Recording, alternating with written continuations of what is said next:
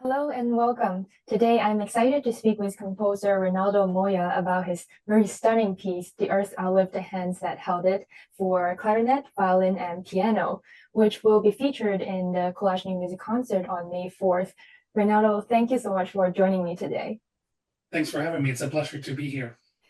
So let's start with the title, The Earth Outlived the Hands That Held It. It's such a striking phrase. So what's the meaning behind it? The title of the piece, The Earth Outlived the Hands That Held It, comes directly from a line in the book by Anthony Mara. The book is A Constellation of Vital Phenomena, which is an absolutely heartbreaking and stunning novel that I read around the time when I was writing the piece in 2018.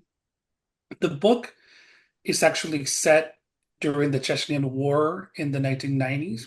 I felt myself really drawn to the characters and really feeling for the devastation of war and the futility of all of those things.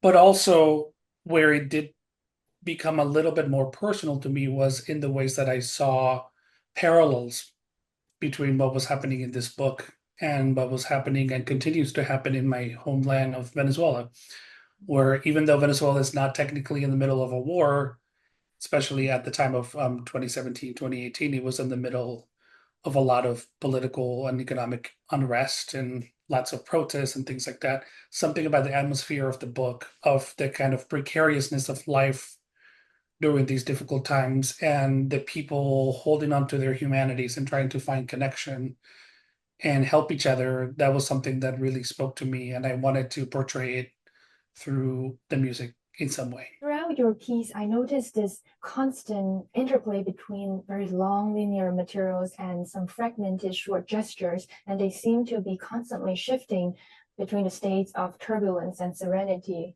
What are they painting and expressing in the music? Part of the story that the this instrumental piece is trying to tell is one of that fragility of peace, right? And these people trying to find connections with each other, hold on to who they were in the past, and remember the better times Mm. before the conflict started. And so the way that I try to depict that in the music is through the use of some fragments of music that seem to relate to better times, to sweeter moments, right? There's a little bit of nostalgia in some of the music. Even though it's not really a devastating piece, it's not a dark piece, I think there's that hopefully that humanity and that the sweetness shines through.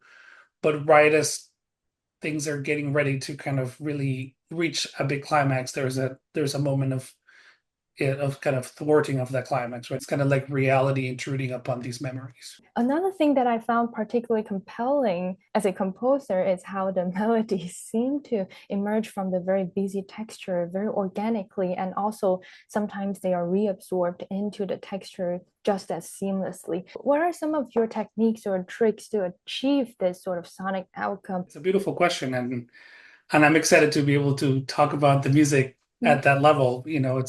The folks at Collage, it's a very discerning audience, so I'm excited to talk about it. In terms of the ways in which lines become melodies and then they come back to becoming texture, that's something that I've been doing in my music for a while. And in this piece, I have tried a couple of different ways of notating some of those textures. Some versions, the notation is a little bit more almost aleatoric, and I think I'm finally settling on a notation that's a little bit more written out because the aleatoric version was maybe too not quite free, but the textures weren't unfolding quite in the way that I was hoping for. So it's a very tricky balance because these textures are meant to feel light and airy, and easy. But if sometimes if you let too much up to the imagination, musicians will find a way to sort of actually put it on the beat, Mm. and it starts to kind of lose some of that airiness. It becomes grounded because they want to kind of feel that beat together. Mm. I've worked on this notation a little bit to try to kind of, in the complexity of the notation, try to actually get at a sensation that's a little bit less grounded. Beyond this piece, I've also noticed some other art form perhaps inspire your music. For example, your concerto for piano, strings, and percussion. It actually introduced me to that visual artist, Carlos Cruz Diaz. So, in general, do visual arts, literature, or other artistic mediums inspire your music? Yes, and the simple answer is yes. The piano concerto was a piece that, in some ways, was the first piece that I wrote that was directly inspired by the visual arts.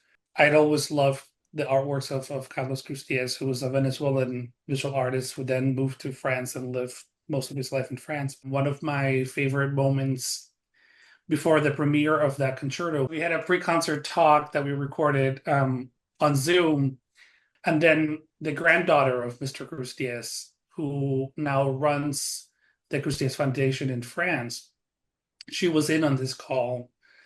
It was so meaningful to hear her say that she was happy to see her grandfather's artwork related in this musical way, that it was, to me, that was the greatest compliment that I could have heard about that piece. That was very moving.